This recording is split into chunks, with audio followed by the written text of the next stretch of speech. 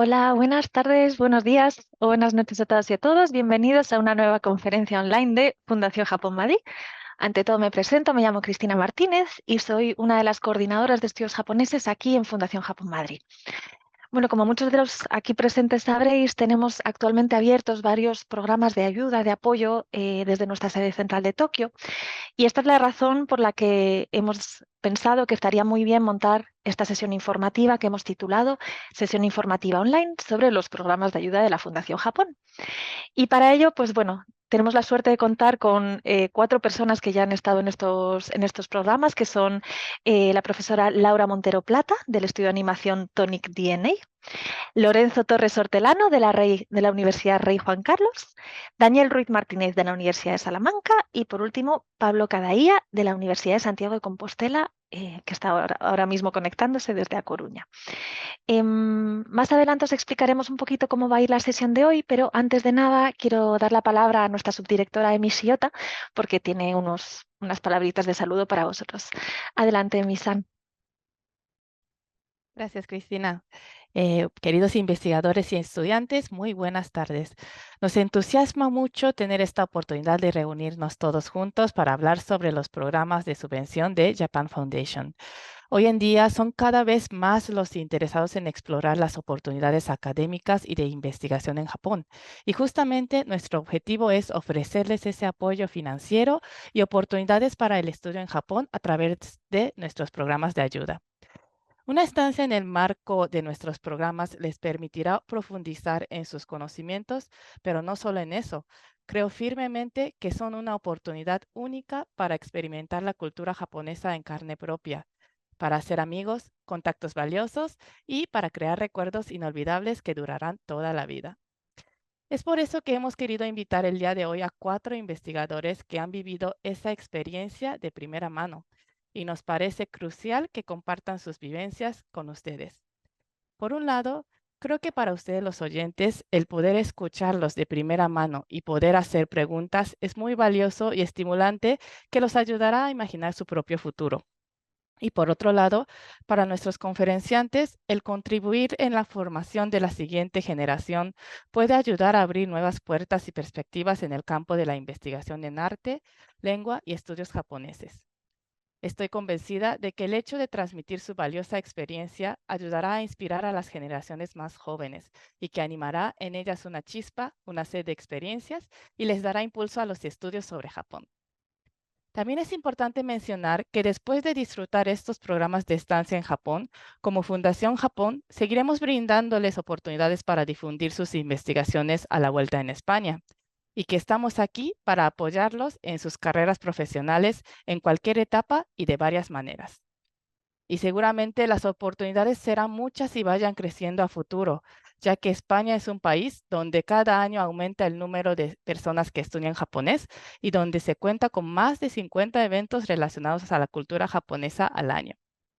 Así pues, después de escuchar esta sesión, los animo a considerar seriamente la posibilidad de solicitar estos programas. Realmente sois el futuro, la nueva generación de investigadores sobre esto tan hermoso que nos une a todos, que es la pasión por la lengua y la cultura de Japón. Muchas gracias por su atención. Muchas gracias, Emi-san, por estas palabras. Retomo yo brevemente la palabra como moderadora de esta sesión para explicaros un poquito cómo va a ir la dinámica y cómo vamos a organizarnos. Ante todo, la sesión la vamos a dividir en 4 partes. Primero, nuestra compañera Risa Imamura describirá algunos de estos programas de apoyo que están abiertos ahora mismo para vosotros, para investigadores posibles o profesores de japonés. Acto seguido, nuestros 4 invitados darán su testimonio de cómo fue el programa cuando estuvieron ellos ahí, disfrutando de él. Y luego tenemos otras 2 partes bastante interesantes, que será una mesa redonda que reunirá a nuestros 4 invitados, en que hablarán, bueno, en torno a unas preguntitas que hemos preparado. Y por último, habrá un turno de preguntas y respuestas, en el que ya podréis participar vosotros como público de forma un poquito más activa. ¿Cómo participar en el turno de preguntas y respuestas? Si veis en la parte inferior de vuestra pantalla de Zoom, hay un apartado titulado así, Q&A o preguntas y respuestas.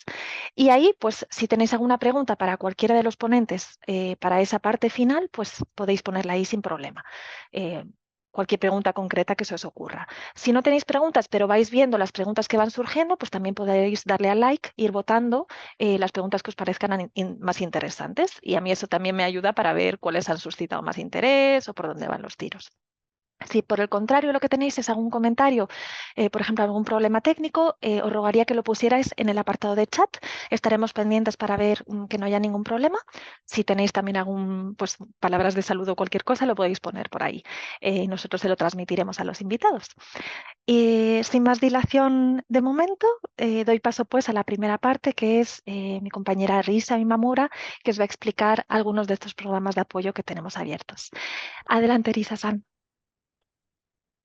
Muchas gracias. Primero voy a compartir la pantalla. Vale. Ahora voy a explicar un poco sobre nuestro programa de ayudas, pero va a ser muy breve, ya que hoy tenemos 4 invitados que ellos saben más en detalle sobre cada programa. Así que voy a ir rápido. Primero, Fundación Japón tenemos varios programas de ayuda, como veis aquí en la pantalla. Desde para las exposiciones, publicaciones o hasta para organizaciones de eventos culturales. Pero hoy vamos a centrarnos en explicar los programas para los individuos, para los investigadores de estudios japoneses o profesores de japonés, como son estos, que son 5 programas básicamente. Si separamos estos programas en 2 categorías, tenemos uno que es Fellowship, es ayuda económica para apoyar la estancia de investigación en Japón, y otros es cursos de formación de lengua japonesa para los profesores o para los investigadores en nuestro centro de Saitama o en Osaka. En caso de fellowship, aquí tenemos dos propios fellowships nuestros marcados en azul, y luego otros tres fellowships que marcado en verde, que son de cooperaciones con otras instituciones educativas. Primero voy a empezar a hablar por 2 fellowships propios de Fundación Japón. Uno se llama JF, Japanese Studies Fellowship Program, que hoy tenemos Laura Montero de invitada para que nos hable de este programa. Este fellowship tenemos 3 categorías: uno de corta duración de menos de 3 meses, otro de larga duración menos de 12 meses, y luego el tercero es para hacer tesis doctoral, que también es hasta 12 meses. ¿Sí? Eso se puede solicitar investigadores de cualquier campo en humanidades o sociología. ¿Sí? Y luego tenemos el segundo, que es Ishibashi Foundation, Japan Foundation Fellowship for Research on Japanese Art, que es centrado en la investigación de arte japonés, que hoy tenemos invitado Lorenzo Torres con nosotros, que nos va a explicar sobre este programa. Este programa está centrado en la investigación de arte japonés y además la duración es hasta 59 días. Así que si alguien de estudio de arte japonés, pero quiere estar más de 60 días, ya tiene que ir al primer fellowship. ¿Sí? Y estos 2 fellowships no se puede solicitar la misma solicitud en 2 programas. Tenéis que elegir uno u otro para presentar. Luego se puede combinar con otros fellowships que voy a comentar después, pero estos 2 no se puede solicitar a la vez. Y como se pone aquí arriba, nuestro programa de Fundación Japón, la fecha límite de presentación es hasta el día 2 de diciembre. Pongo 2 de diciembre porque en realidad es hasta el día 3 de diciembre a las 12 del mediodía a la hora japonesa, que sería a las 5 de la mañana en España. Así que para que no pase esa hora, que va a cerrar nuestra plataforma online de presentación de documentos. Así que es mejor ya tener presentado todo para el día 2 de diciembre. Y luego aquí os comento otros 3 fellowships que he comentado antes, cooperadas entre Fundación Japón y con otros centros educativos superiores. Primeros 2 son para postdoctorados. Sí, uno es para Universidad de Tokio, otro es con Nichi Bunken, hasta 24 meses de estancia. Y luego tercero es para doctorandos. ¿Sí? Y esto también, el primero y segundo no se pueden presentar el mismo solicitud a los dos fellowships, ¿sí?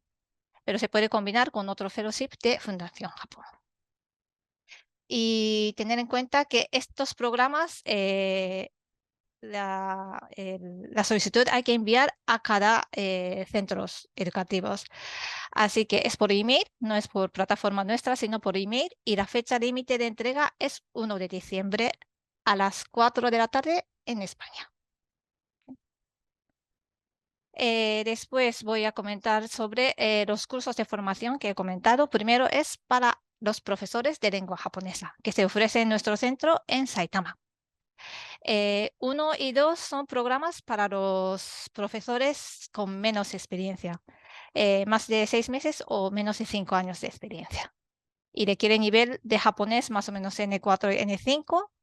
El programa 1 es más largo, de 6 meses, que es un curso completo que te enseña desde metodología y también lengua japonesa y hasta cultura y costumbres japoneses. El segundo es más corto aprovechando la época de verano en junio y julio durante 6 semanas y solo va a dar el curso de lengua japonesa y cultura y costumbres japoneses. Y el último, tercero, es Japanese Teaching Methods Program, es donde estuvo nuestro invitado Daniel. Eso es para los profesores con más experiencia. Necesita por lo menos 2 años de experiencia y el nivel N3 o superior del idioma japonés. Y en este año ofrece 3 cursos en verano, otro en otoño e invierno. Depende de la época, también cambia un poco el nivel del curso, así que os recomiendo visitar nuestra página web y ver requisitos de cada programa, a ver cuál os encaja mejor.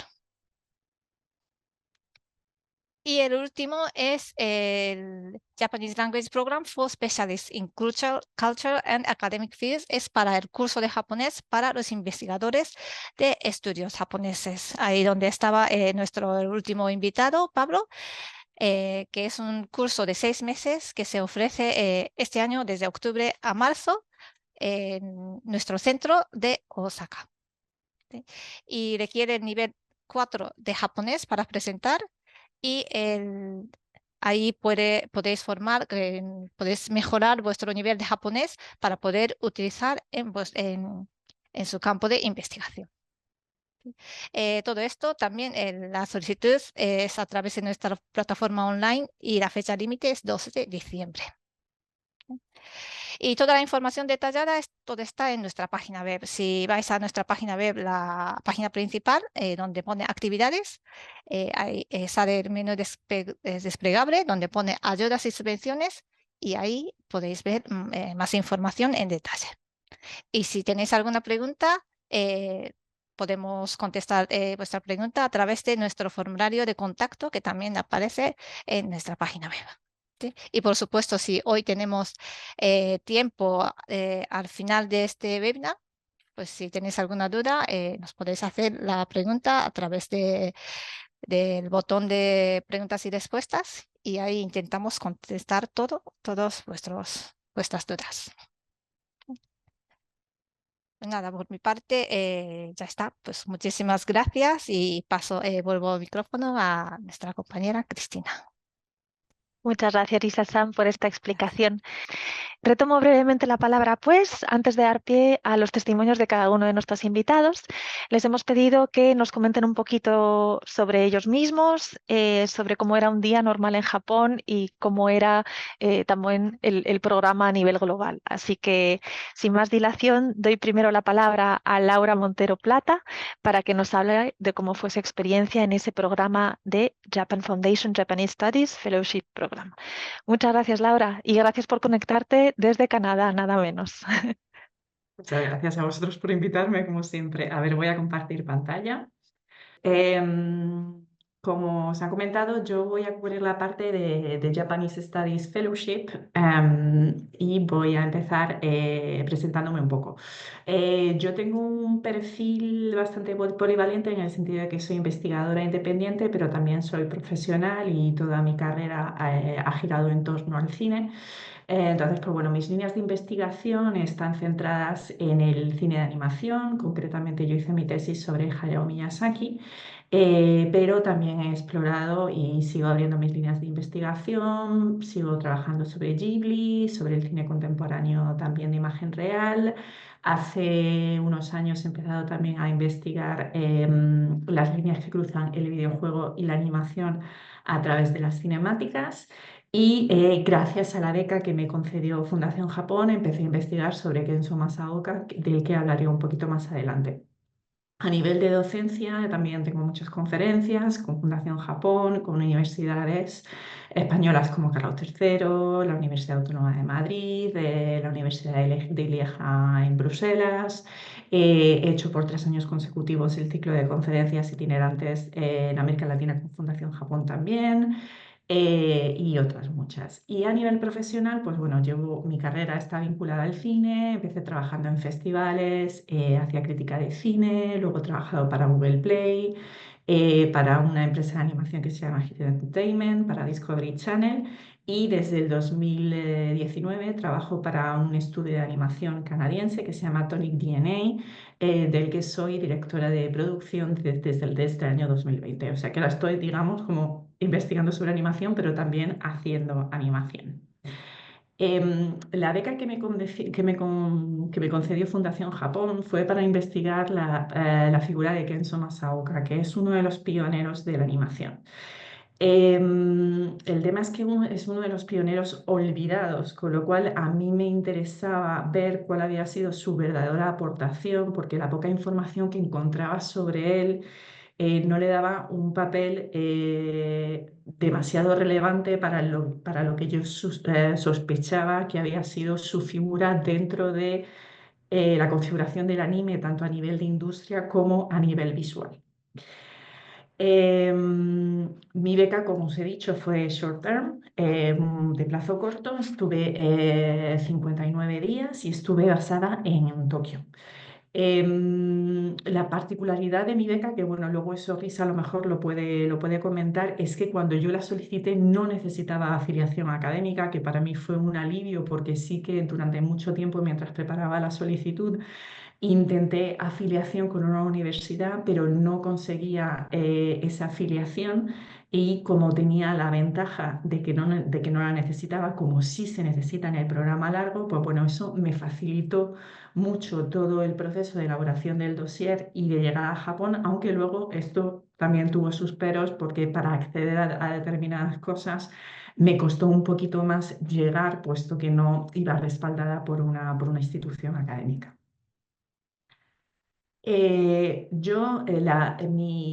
Mi programa de investigación partía de 4 bases. La primera era que quería consultar fuentes primarias en japonés, porque en inglés existía un poquito que hablaba sobre Kenzo Masaoka, pero prácticamente nada. De hecho, Kenzo Masaoka, por hacer un poco de spoiler, es el padre del anime. Y yo una de las cosas que postulaba en mi proyecto es que todo el mundo decía que Osamu Tezuka era el padre del anime, es sin duda el padre del manga, pero no es el padre del anime. Entonces yo quería ir a esas fuentes primarias japonesas para tener un contexto mucho mejor sobre el que fundar mi investigación.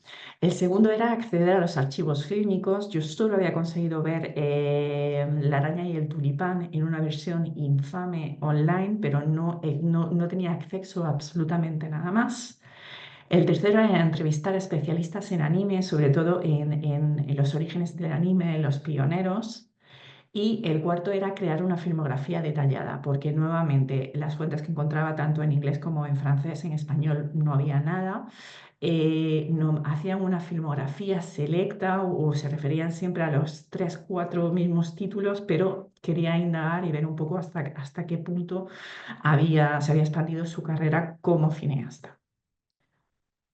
Entonces, bueno, voy a seguir. Entonces, bueno, eso era desde donde yo partía. Y si tengo que resumir los hitos de mi investigación, pues la verdad es que al principio estaba un poco preocupada porque me parecía una investigación que era como muy de nicho, y sin embargo, pues bueno, al final ha sido muy prolija. Un año después de terminar la beca, escribí el primer artículo en español, y diría que en cualquier idioma occidental, consagrado exclusivamente a la figura de Kenzo Masaoka. asistí a dos congresos internacionales, uno de la Asociación de Estudios Japoneses en España y otro de el British Association Film, Television and Screen Studies en Londres.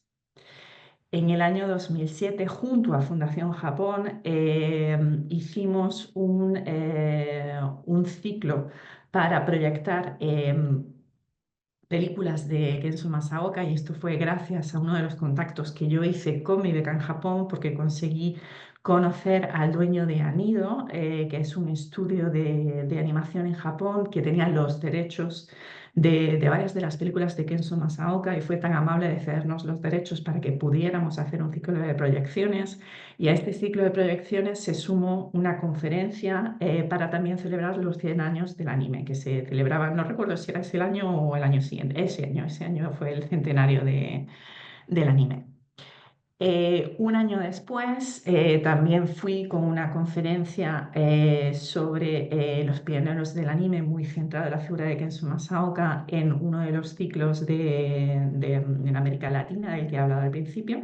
Y también fui a otro congreso en Montreal en el que me centraba específicamente en cómo Kenzo Masaoka intentó desarrollar la comedia musical animada en Japón al estilo de Walt Disney. En el año 2022, digamos que esta investigación ya como que floreció de una forma mucho más profunda. Junto con una compañera francesa escribimos un artículo en el que examinábamos las dos figuras que fueron el germen de la creación de Toei Animation, que para los que no lo sepan, pues es el primer gran estudio industrializado en Japón. Y esas dos figuras son Sanae Yamamoto, del que habló ella, y yo hablé de Kenzo Masaoka. Y también di un curso en la Carlos III hablando del mismo tema en el que estaba basado este artículo. Este artículo está escrito en inglés, pero en el año 2023 se publicó una traducción ampliada, porque lamentablemente el artículo en inglés tuvimos que recortarlo por un problema, en el libro de mi compañera Marie Provost Delpré, que habla sobre la creación y sobre los inicios de Toei Animation. Esos digamos que son los hitos y digamos, los frutos de mi investigación en Japón. Ahora, si tengo que hablar de mi día a día, pues diría que mi día a día fue bastante intenso porque lleva muy poquito tiempo y sabía que tenía que conseguir todo el material que pudiera por el simple hecho de que fuera de Japón no tenía acceso a ello. Ya por deciros un poco, por hablaros de la envergadura, yo volví con 10 kilos de fotocopias en mi mochila. Entonces mi día pasaba entre el National Film Center, que ha cambiado de nombre, ahora se llama National Film Archive of Japan, que es básicamente la cinemateca japonesa, la biblioteca de la Dieta.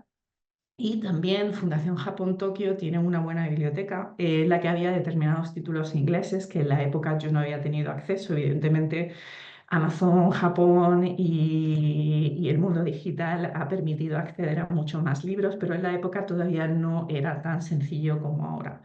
Entonces, pues bueno, mi rutina era, pues yo me levantaba por la mañana, iba a estas instituciones, me quedaba allí más o menos como hasta las 2, 3 de la tarde, volvía a casa, organizaba mis apuntes, y también porque en determinados sitios te dejaban hacer fotocopias fotografías de los documentos, con lo cual yo me dedicaba a descargar esas fotografías y a catalogarlas para no perderles la pista. Y ese era un poco mi día a día. Sin embargo, como os he contado, yo no tenía una afiliación académica, con lo cual mi rutina podía ser un poco solitaria, con lo cual siempre intentaba combinarla con algún tipo de actividad que podía ser ir a un museo, visitar un parque. Sí que es verdad que tenía muchos museos a los que sabía que quería ir, pero siempre intentaba hacer actividades que primero me permitieran disfrutar de mi etapa en Japón, pero también pues, conocer a más gente y salir un poco, digamos, de mi burbuja de investigación. Entonces, pues bueno, curiosamente, y mi tesis es sobre Hayao Miyazaki, mi estancia coincidió con la salida en cine del Viento se levanta, y por azares del destino opté a un concurso y gané entradas para ver la película en premiere en Yokohama, estas cosas que pasan.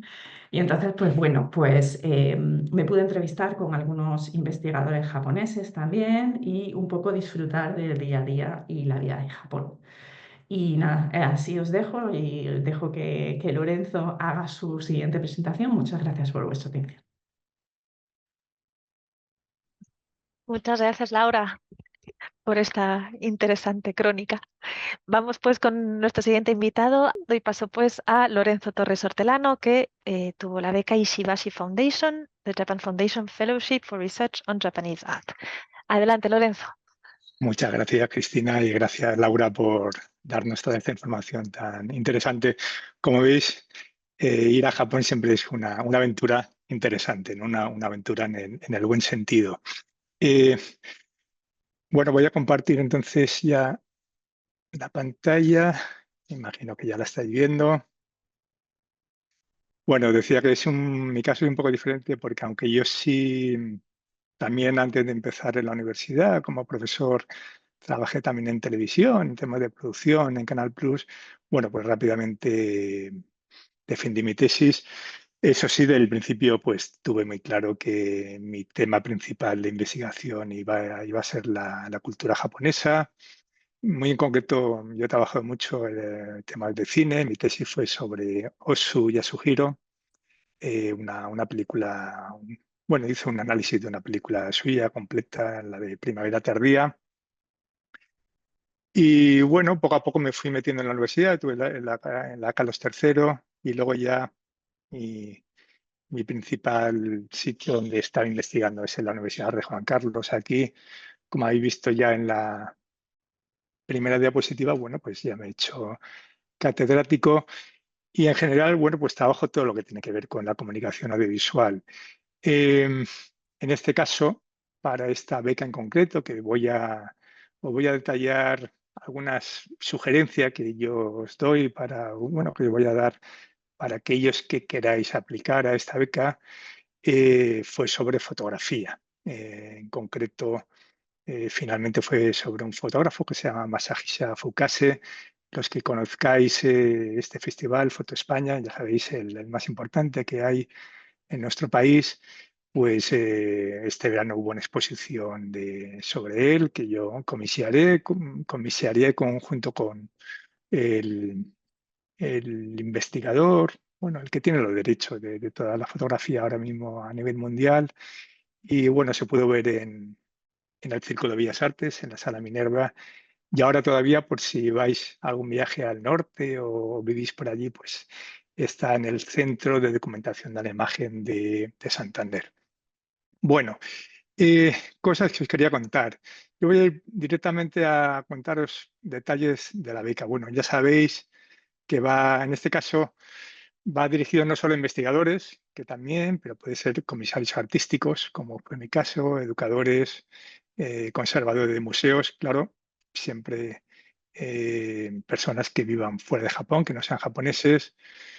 Va muy dirigido al ámbito de las artes visuales japonesas y para eso hay que, claro, estar el tiempo que dura la beca, hay que estar en Japón, dura entre 21 y 59 días. Esto es también importante, digo, de cara, claro, a cuando hagáis el cronograma, ya sabéis cómo vais distribuyendo vuestras labores, vuestro proyecto durante la estancia.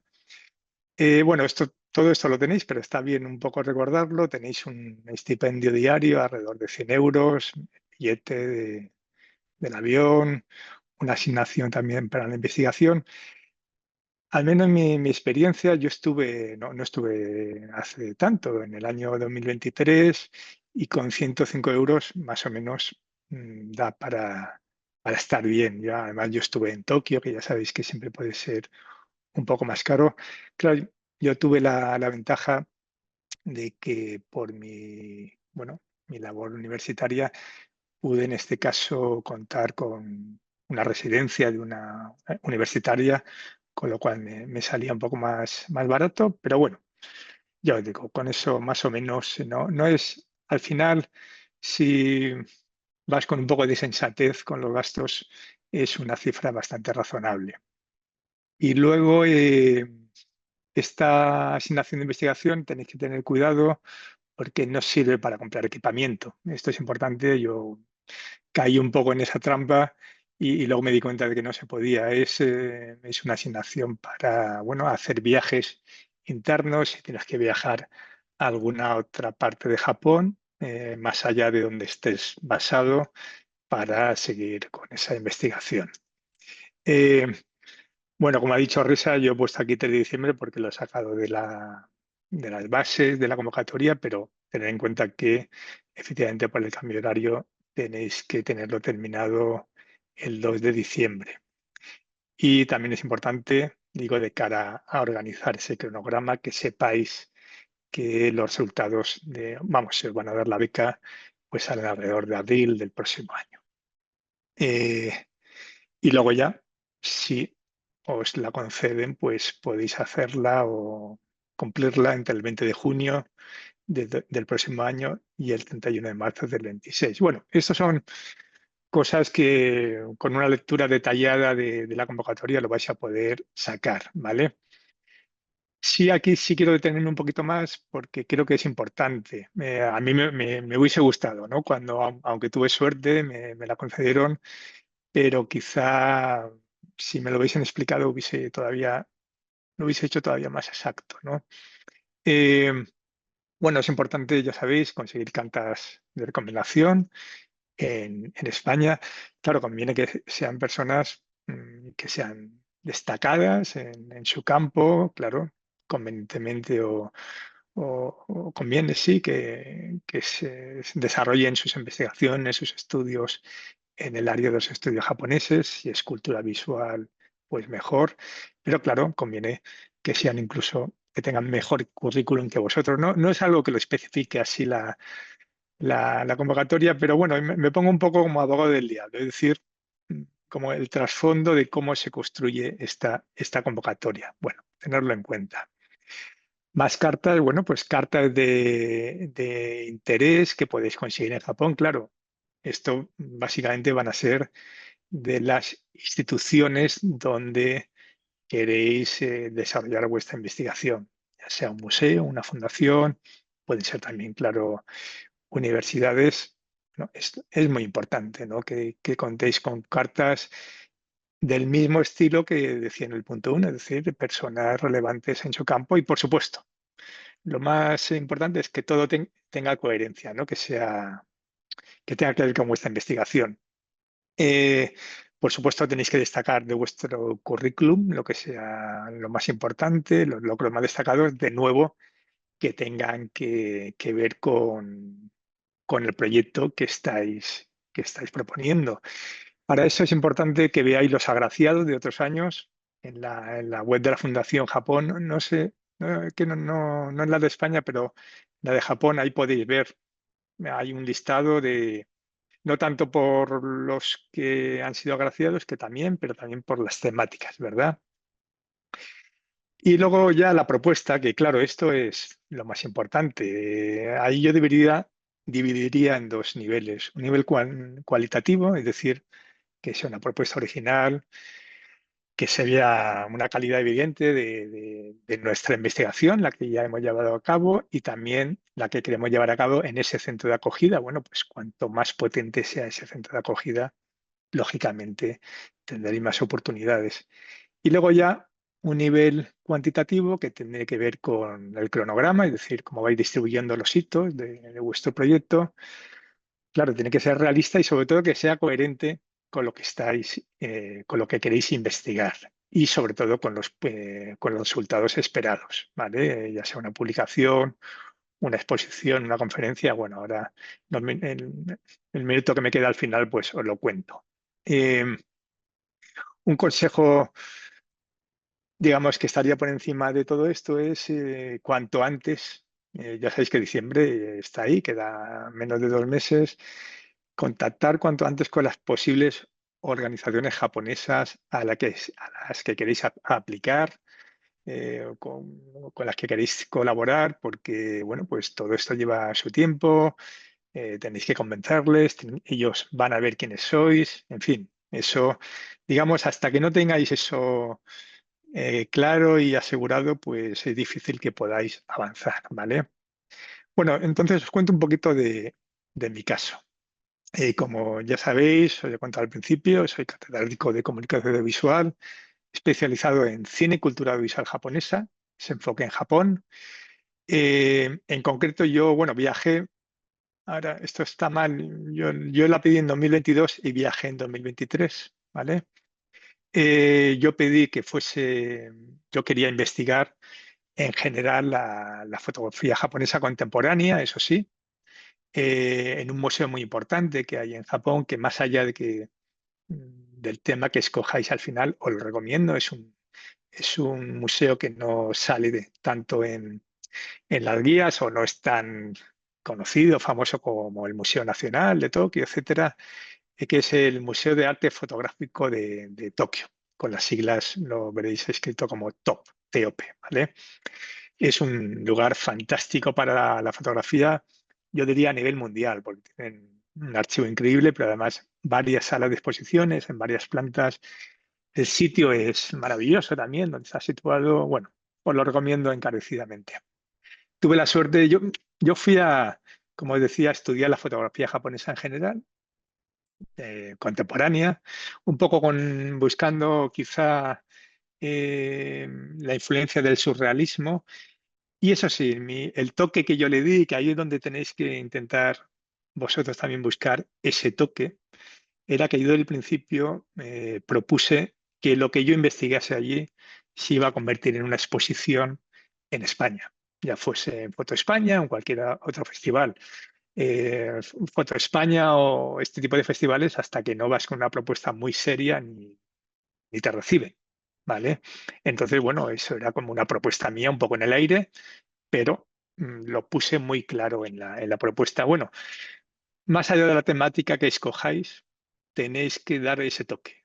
Va a ser un libro, va a ser una exposición. Bueno, para mí esto era muy interesante, ¿no? Poder realizar esto como exposición. Tuve la suerte de que cuando llegué había una exposición, una retrospectiva de este fotógrafo, Fukase. Es un fotógrafo importantísimo de los años 70, emparentado un poco con el grupo Provoque. Y bueno, me enamoré. En cuanto lo vi, me pareció, fue deslumbrante. Y en concreto, también ahí tenéis que pensar un poco en sentido estratégico. Claro, no, era un poco locura traerse toda la exposición para España y lo que hice es fijarme en una de las series, que es la serie Ravens, que es la que finalmente se ha traído a España, a Foto España, ¿vale? Bueno, ahí tenéis la mayor parte del tiempo la pasé en el Top Museum, pues investigando los fondos, una biblioteca fantástica también. Y es importantísimo, ¿no? Eso también lo ha remarcado Laura, contactos. Ahí, pues con la gente, el personal del Top Museum me dieron una acreditación para poder asistir al Festival Kyotography, que es el festival, sería como el Foto España de Japón. Me pusieron en contacto con los que tenían los derechos de las fotografías de Fukase, en fin, esa agenda social es muy conveniente que la trabajéis cuando estéis allí. Si alguien está más interesado en ver un resumen de lo que fue ya esta estancia, pues lo tenéis colgado en la propia, como veis aquí, en la propia página de la Fundación. Aquí describo cómo fue todo. Aquí veis, como decía, el edificio del Top Museum, sitio fantástico. Estas son fotografías que hice en este festival, Kyotography. Otra fotógrafa que conocí, que estaba trabajando con un proyecto sobre mujeres con cáncer, muy interesante. Y esto ya finalmente bueno, además es mi foto favorita de las de Fukase. Aquí, como digo, lo tenéis en la página web. Uy, perdonad que se me va. Bueno, aparte de esa exposición que conseguí finalmente poner en pie cuando volví a España, tuve suerte porque en ese momento cambiaron la dirección de Foto España y cuando fui con esta propuesta, yo sabía que les iba a gustar, pero fue todo muy fácil. Vieron el interés y en menos de un año pues hemos montado la exposición, ha tenido gran éxito de público, pues me decían el otro día en el Círculo de Bellas Artes han ido más de 21.000 personas. Eso es, por cierto, es importante para la Fundación, para su documentación. Y en Santander, bueno, es un sitio más pequeño, pero seguramente pues también han ido miles de personas. Aparte de eso, pues como veis aquí, publiqué alguna cosa en El Mundo, no sobre Fukase, Fukase fue en otra revista más especializada sobre fotografía, pero también sobre ese festival que os decía de Kiotography, me lo publicaron, es decir, es importante, bueno, yo ya tengo cierta edad, ya me queda un poquito más lejano todo eso, pero cuando los que estéis aplicando hay gente joven, pues es muy importante que utilicéis el tema de las redes. Eso sí, tampoco lo quiero decir tan radical, pero quizá esta beca, quizá es para investigadores que ya tienen cierto currículum. No pone nada al respecto que yo sepa, luego Risa que nos confirme, pero me da que si ya tienes que hacer contactos con, pues eso, con centros de referencia, etcétera, pues a lo mejor a un doctorando puede que lo cojan con más, no sé, cuidado. Pero como digo, no es solamente una sensación mía, no es algo que ponga en las bases. Y bueno, ya acabo lo que sería un día normal, muy parecido a lo que decía Laura. Pues yo por la mañana, pues eso, visitaba el museo, era el trabajo real de la beca, los archivos, centros de arte. Allí, ya sabéis que en Japón el día empieza incluso más temprano que en España, ¿no? Luego aprovechaba los almuerzos pues para almorzar, comer con gente del museo, con otros investigadores. Bueno, ese intercambio cultural tenéis que aprovecharlo, ¿no? Es importante.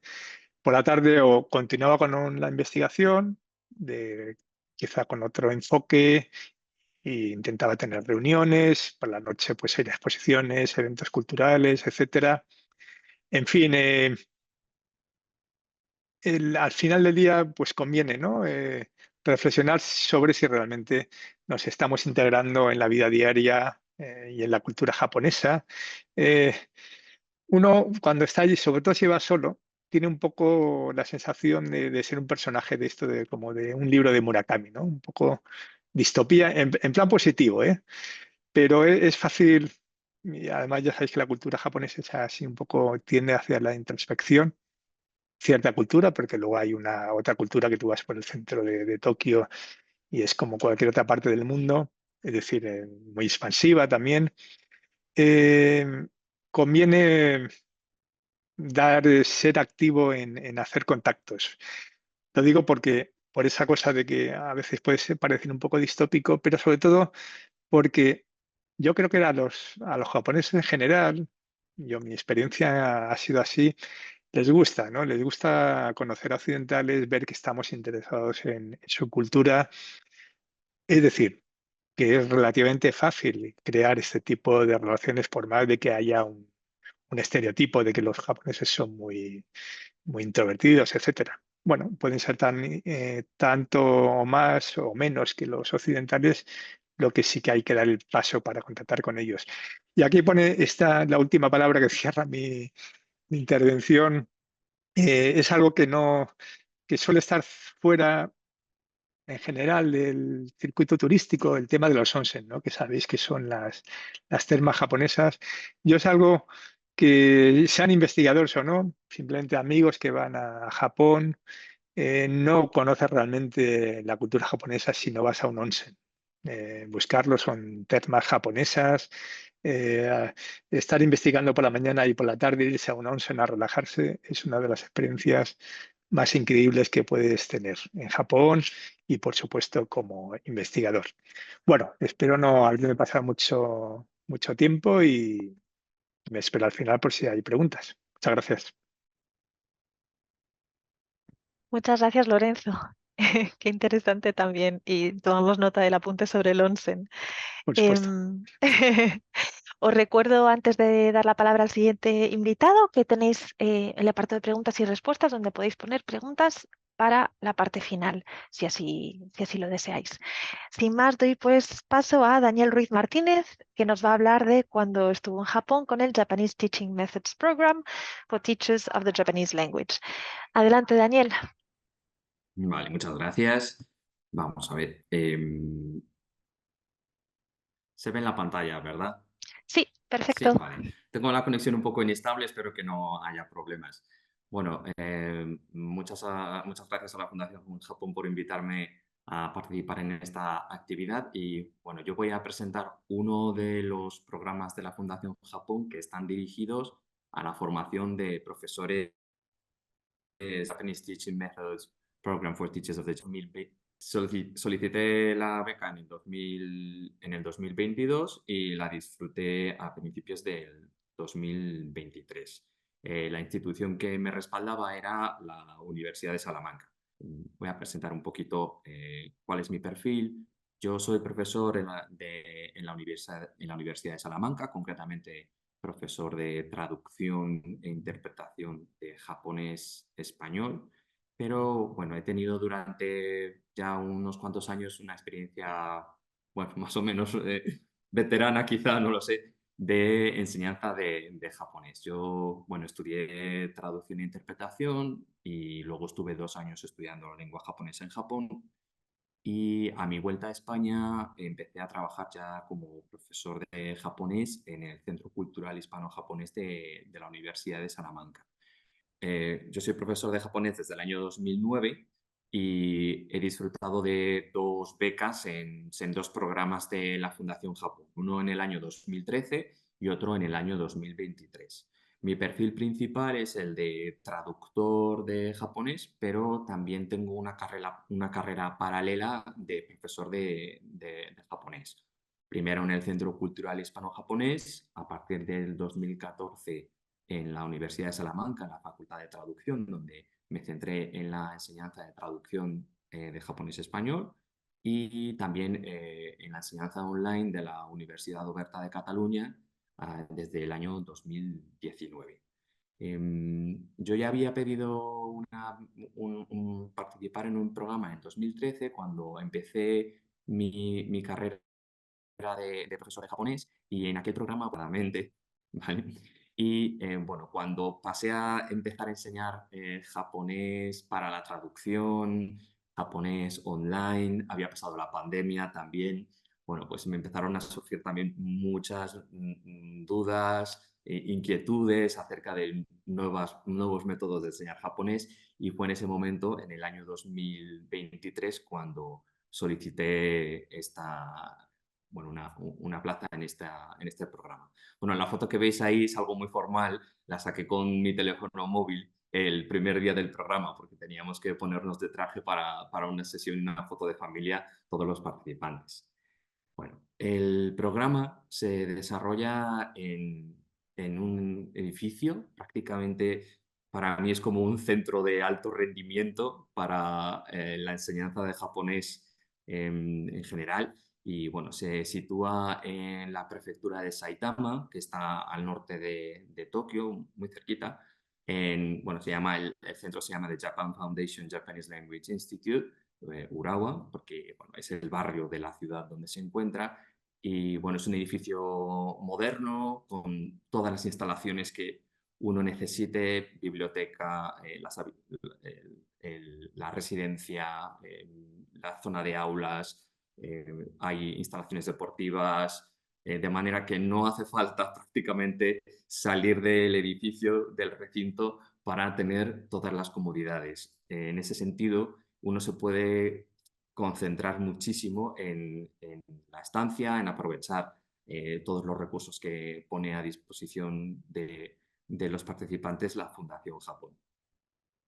Bien, en general, el programa tenía una duración, segunda, tercera y cuarta semana fueron sobre seminarios de temas específicos. La segunda fue sobre materiales didácticos de la Fundación Japón y luego algunos concretos de destrezas especiales como pueden ser lectura, redacción, pronunciación, uso de materiales online, enseñanza de gramática, enseñanza de escritura y enseñanza de cultura.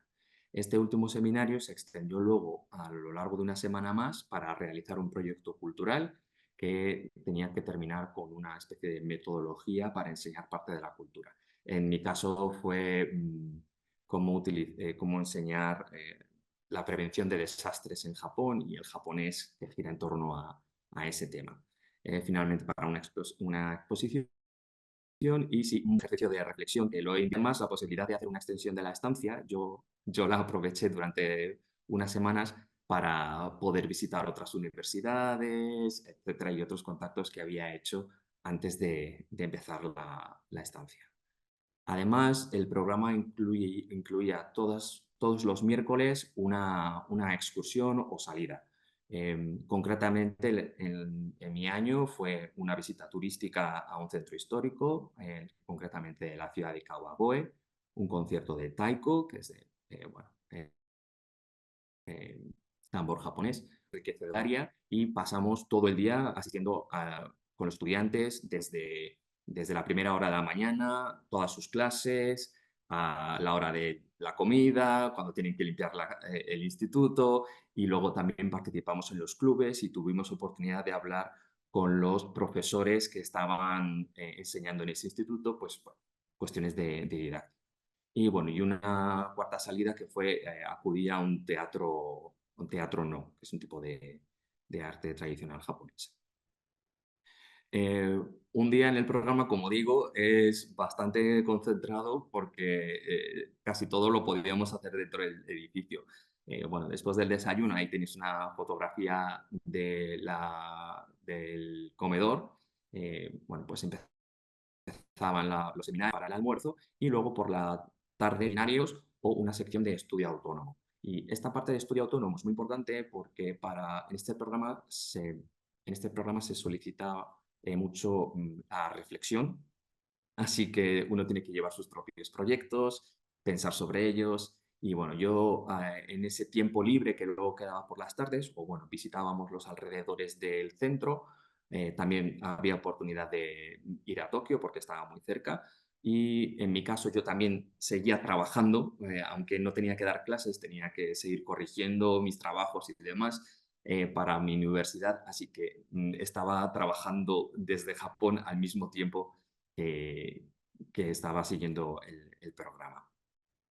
Luego sí que había mucho tiempo libre porque el propio centro, pues, como os digo, tiene instalaciones deportivas, tiene zona de karaoke, sitio para cocinar. Bueno, la verdad es que, como digo, está muy completo y uno no se aburre ni siquiera estando dentro del centro. No me voy a extender mucho más. En total fuimos unos participantes de unos 40 países, me parece. No, algo menos, pero casi 40, de Asia, Oceanía, África, Latinoamérica, Europa, Asia Central. La verdad es que de muchísimos lugares, y yo creo que la clave de este programa es poder aprender sobre todo de experiencias compartidas de otros profesores que están en situaciones a veces similares, porque pueden estar enseñando, por ejemplo, en una universidad, pero a lo mejor en programas muy distintos o en países con recursos muy distintos a los de España, por ejemplo. Y bueno, pues ese espacio de compartir, de conocer cómo enseñan en otros países y no tener solamente la visión de España fue, yo creo que lo más enriquecedor. Y como digo, esa parte de reflexión es la más importante del programa, la verdad. Es decir, sí que hay como un programa de ciertas actividades que están planteadas, pero sobre todo hay mucho espacio para pensar en los propios proyectos, espacio para hablar con especialistas también de la Fundación Japón sobre los temas que tú quieras seguir investigando, y además con la biblioteca tan valiosa que tiene la Fundación Japón en el propio edificio. Y buscar luego maneras de toda esa reflexión, incorporarla en tus propias metodologías de tu país o de tu institución a la vuelta o incluso de España, ¿no? En ese sentido, pues, después de haber sido becario de este programa, insisto en que estoy como abierto, ¿no? a que cualquier persona que esté pensando en formarse como profesor de lengua japonesa y quiera aprovechar alguno de estos programas, pues que pueda contactar conmigo o con otros becarios de este programa. Y bueno, dejo luego el turno para las preguntas para no pasarme de tiempo. Gracias a todos. Muchas gracias, Daniel, por tu testimonio y tu historia. No me extendo más tampoco. Damos paso ahora a nuestro último invitado de hoy, que es Pablo Cadaía, que estuvo en el programa Program for Specialists in Cultural and Academic Fields. Adelante, Pablo. Vale, voy a compartir pantalla, no sé si se ve. A ver. Pues nada, voy a hablar del programa este de especialistas de la Fundación Japón. Aquí está mi correo, por si queréis hacer alguna captura para preguntarme cosas. Y bueno, pues en primer lugar, soy un estudiante de doctorado en la Universidad de Santiago de Compostela, estudiando una tesis en el programa de doctorado de Geografía, Historia e Historia del Arte. Y entonces en Japón fui a estudiar para continuar el trabajo de mi tesis. Y ese tema son las peregrinaciones preindustriales, es decir, anteriores al siglo XVIII, todas las del mundo y otras culturas, desde el punto de vista de la antropología y de las ciencias de las religiones. Y entonces, como metodología particular para diferenciar este tema un poco más, utilizo las metodologías de las fuentes escritas y sobre todo las iconográficas, es decir, saber qué nos dicen las imágenes que se conservan relativas al mundo de la peregrinación para obtener información para la tesis. Y los casos de estudio son el Camino de Santiago y el Kumano Kodo. El Kumano Kodo es una de las rutas de peregrinación pues, más antiguas de Japón, que continúa todavía a día de hoy. Empezó a desarrollarse como tal finales del siglo VIII, principios del siglo IX. Y es una red de rutas que recorre la península de Ki al sur de Osaka, la región de Kansai. Y el objetivo de aquellos peregrinos era partir desde Kioto y visitar lo que se llama Kumano Sansan, 3 santuarios, el Hongu Taisha, el Hayatama Taisha y el Nachi Taisha. Y aquí hay una imagen del Hongu Taisha, el Hayatama Taisha y esta imagen que seguro que a muchos os suena del Nachi Taisha, la imagen con la famosa cascada. Y bueno, aquí pues unos poquitos ejemplos para explicar un poco cuáles son los materiales que utilizo para trabajar en la tesis. Y son materiales iconográficos de todo tipo, desde pinturas hasta esculturas, cerámicas, todo tipo de imágenes que pueden ser útiles para el estudio de este tema. Y normalmente pues están elaboradas de entre el siglo, sobre todo las pictóricas, desde el siglo XIII hasta mediados del siglo XVII. Y aquí en estas imágenes, en estos mandalas, pues se puede ver los rituales que tenían lugar, los peregrinos, los edificios, las divinidades, todo el fenómeno religioso que rodeaba esas peregrinaciones japonesas. Aquí otra imagen de 1299 del santuario Hongu Taisha, otra en la que aparecen los tres en el periodo Muromachi, con los budas, los kami y los peregrinos. Y además el paisaje y la arquitectura justo de aquella época, otra imagen del periodo Muromachi de los tres santuarios, pero esta vez separados. Todos estos son los materiales que estoy estudiando para obtener información del fenómeno de las peregrinaciones japonesas.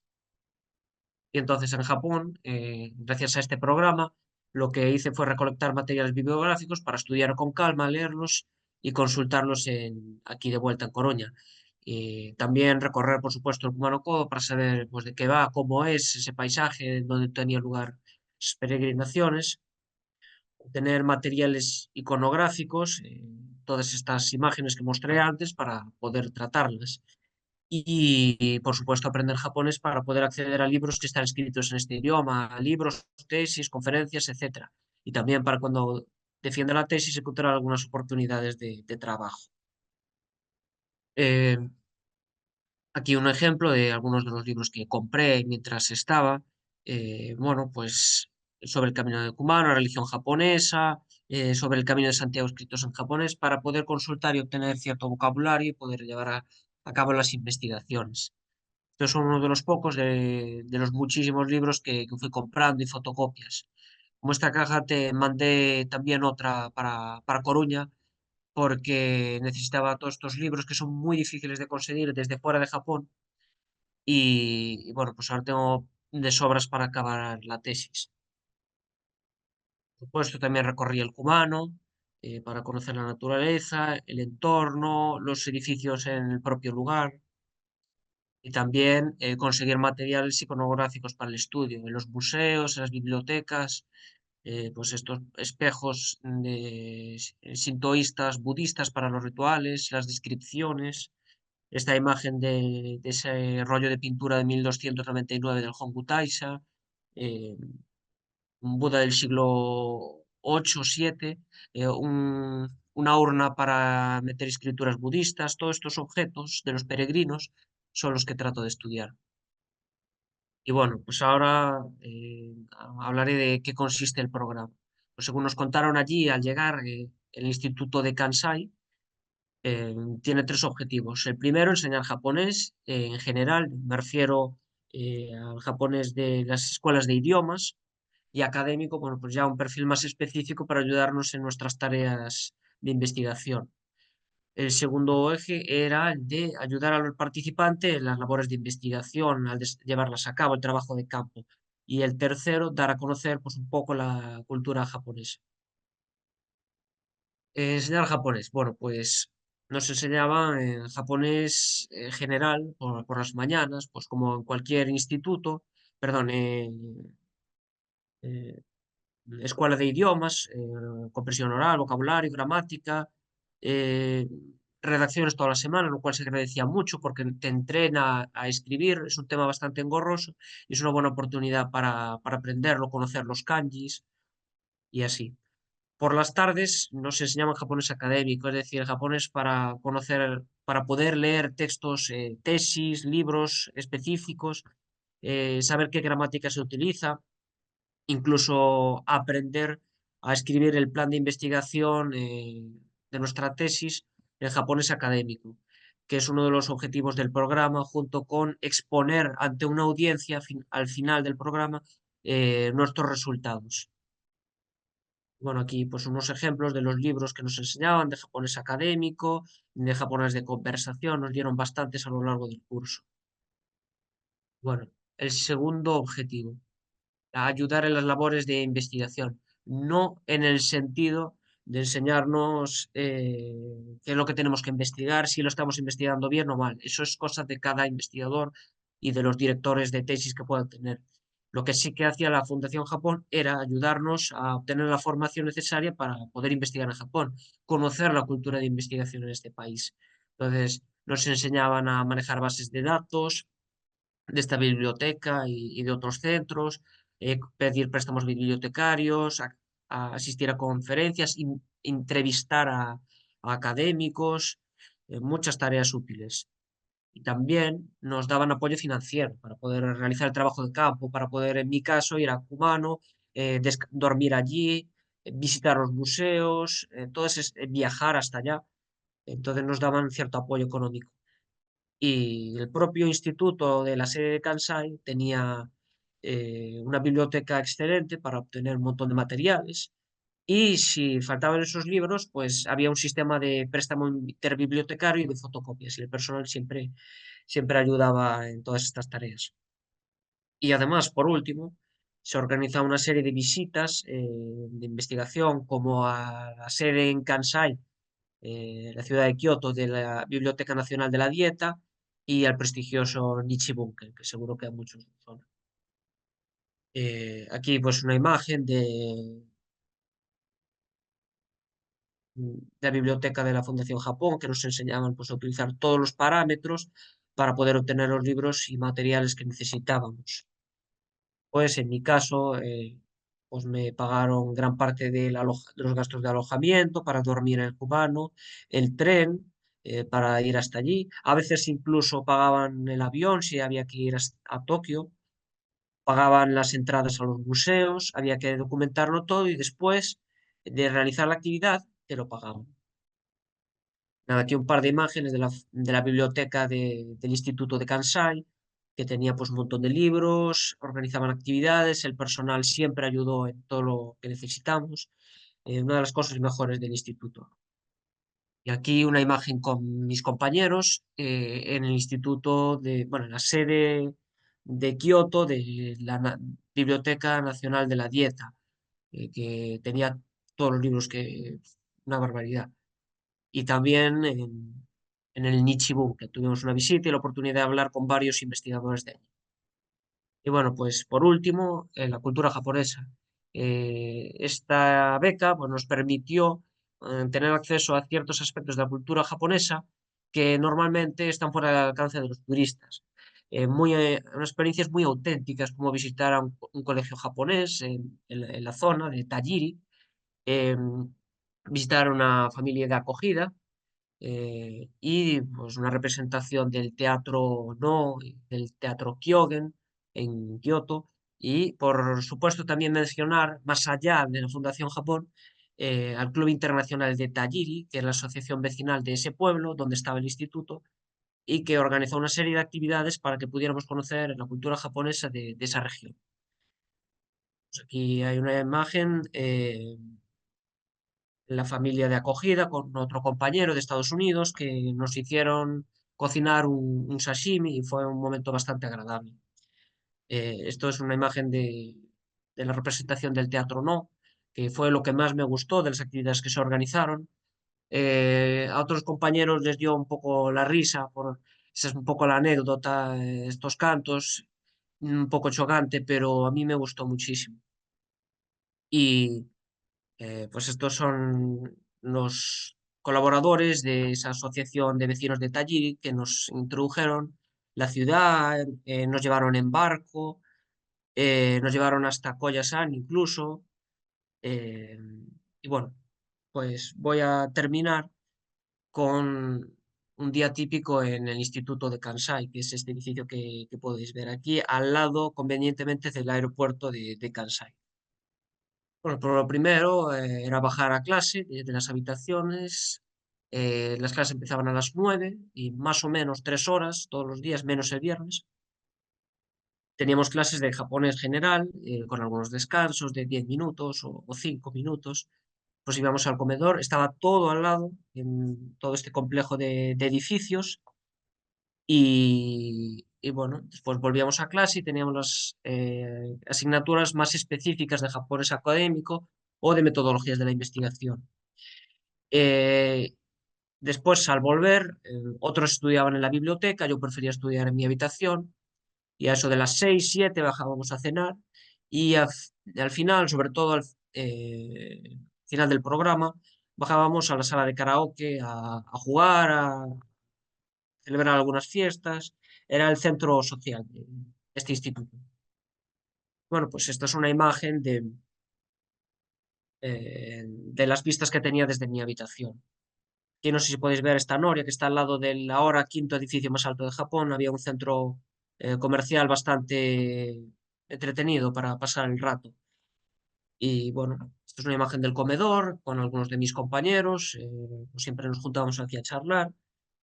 Y por último, esta es una imagen del karaoke, de la sala de karaoke que tenía el instituto. Al final, pues lo pasamos muy bien con unos diplomáticos que participaban en un programa paralelo y bajaba la Nintendo Switch y jugábamos en esta televisión, teníamos fiestas, algunas cenas. Tengo un muy buen recuerdo de ese lugar.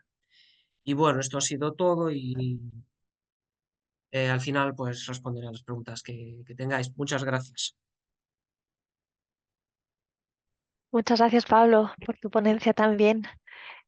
Con esto damos por terminado entonces esta primera parte en la que nos hablaban sus invitados de cómo fue su experiencia en Japón con estos programas. Así que si os parece bien a los cuatro, Laura, Lorenzo, Daniel y Pablo, os invito a uniros a esta mesa redonda que va a comenzar ahora para charlar un poquito más de manera más interactiva sobre distintos puntos que habíamos pensado que podían interesaros al público. Los puntos que habíamos pensado era, por un lado, si os parece, empezamos con esta primera parte, que serían, algunos lo habéis tocado un poco, sugerencias y consejos sobre cómo preparar la solicitud del programa.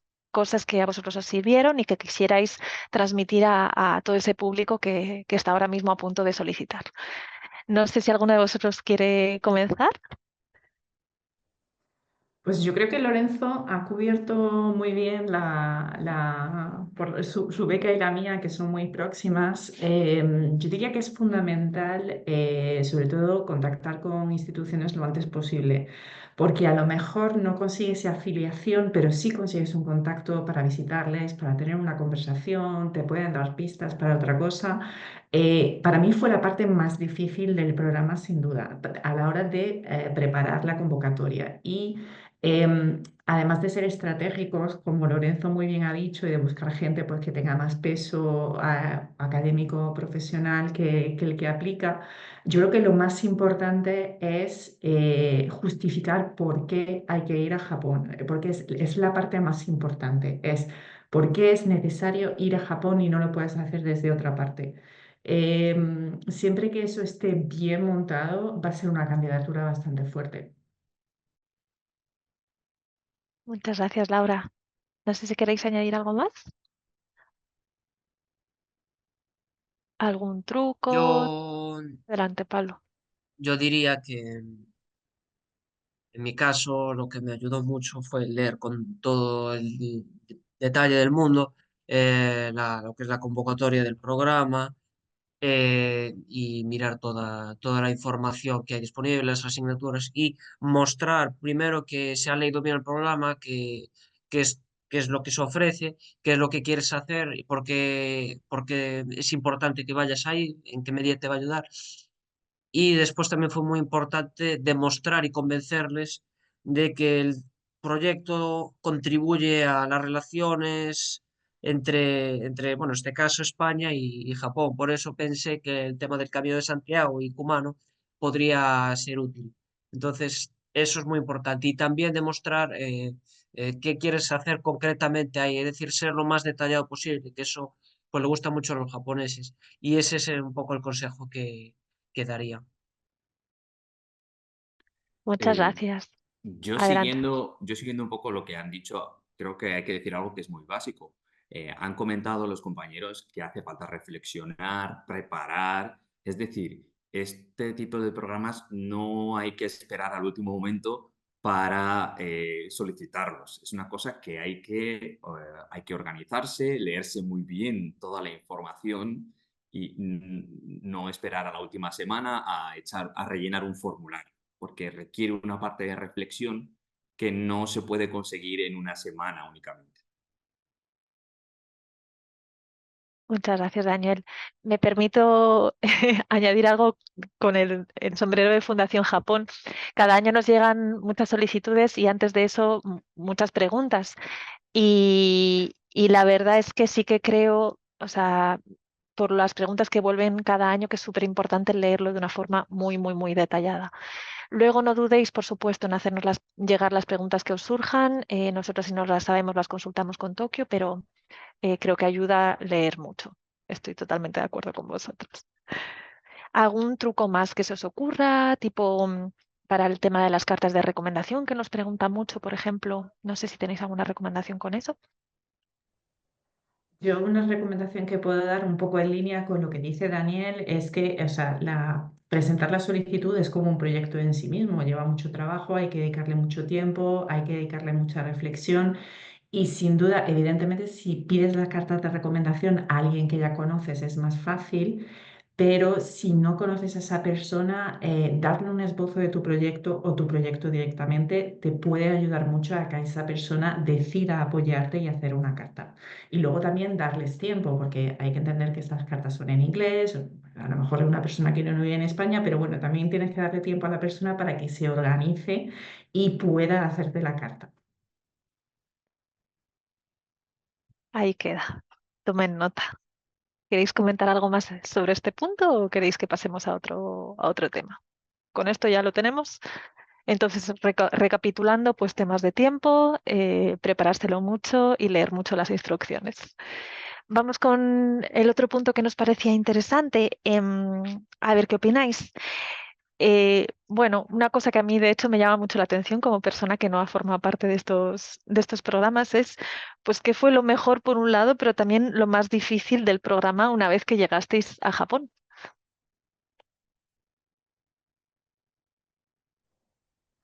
Rompo yo la lanza.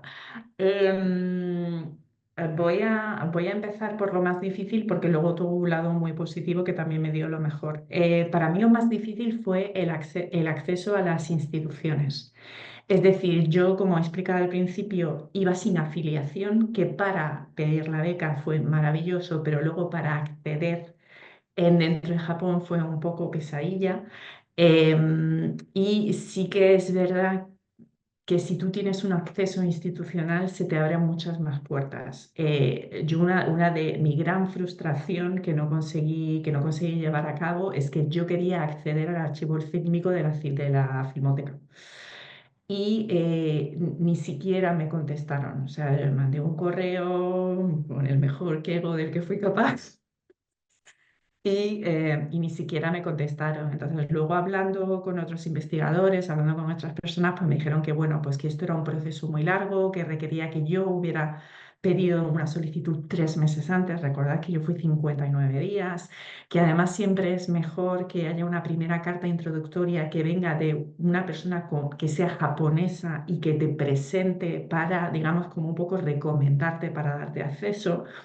Entonces, además de eso, sí que os recomiendo que más allá de la convocatoria, si os dan la beca, también hay un ejercicio de investigación previo a ir a Japón, sobre todo si queréis acceder a cosas muy específicas que no están abiertas al público. Pero igual que digo esto, también para mí la mejor experiencia que yo tuve es la generosidad que tiene el mundo universitario japonés. La verdad es que me pareció, fueron muy generosos, me invitaron y pues me llevé una sorpresa. Yo me estaba sobre Kenzo Masaoka, tenía muy poquita información sobre él y di con el contacto de un profesor de Tokyo Sokei que me invitó a visionar, porque hay un DVD que vale 300 euros al que no tiene acceso nadie, no podía entrar en Waseda y él me invitó a la universidad, lo proyectó en una pantalla y me dejó que lo viera tantas veces como quisiera para tomar notas y luego me invitaron a una conferencia. Y en esa conferencia coincidí con un animador de Toei que da clase en la universidad y volví con él en el metro y estaba en el metro y me dice, oye, ¿tú conoces el libro de texto de Masaoka? Digo, perdona, ¿el libro de qué? Y es un libro de texto que circulaba en los estudios de animación de los años 60 y que nunca se publicó oficialmente. Y yo tengo una copia de ese libro porque ese señor me la dio de una forma de lo más fortuito posible. Entonces, pues bueno, sí que es importante saber que hay momentos de frustración cuando tienes un camino como muy trazado, pero sí que los japoneses son muy generosos y eso hace también que te lleves sorpresas pues muy gratas. Gracias, Laura. Sí, bueno, me ha encantado escuchar a Laura porque me sentía muy identificado con todas esas experiencias, ¿verdad? Y sí, seguramente lo más difícil es hacer esos primeros contactos, que te contesten, porque hay a veces efectivamente que no te contestan, porque, bueno, no sé si es tanto porque les escribe mucha gente, ya sabéis que alrededor del mundo hay muchísimos investigadores, interesados en cualquier faceta, ¿no?, de la cultura japonesa, visual, por supuesto, con el manga, etcétera. Eh, pero ya cuando consigues ese contacto, todo, digamos, fluye muy bien, ¿no? Ya sabéis que nosotros venimos de una cultura más latina, en la que todo es más informal, etcétera, y eso en Japón no funciona.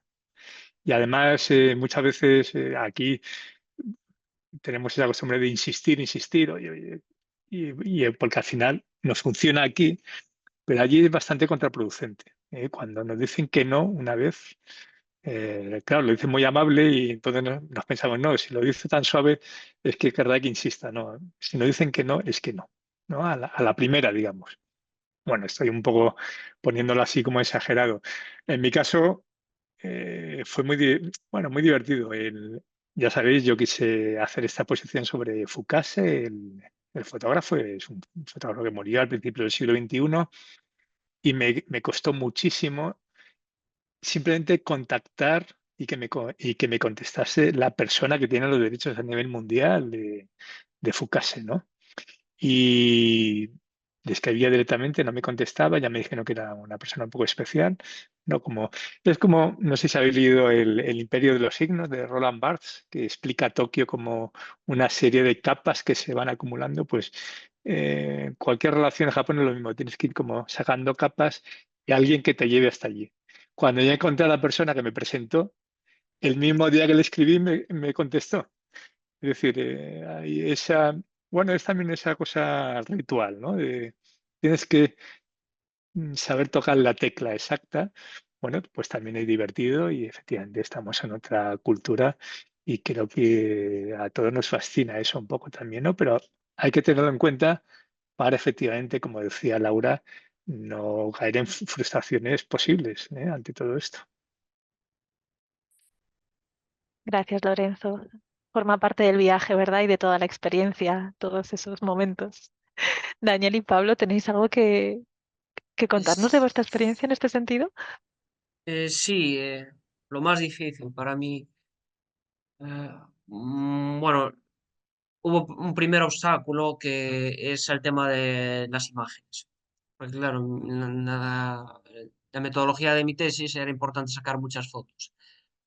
Pero el problema es que en Japón las imágenes, a pesar de que sean objetos milenarios, los templos o los santuarios conservan como titulares los derechos para siempre.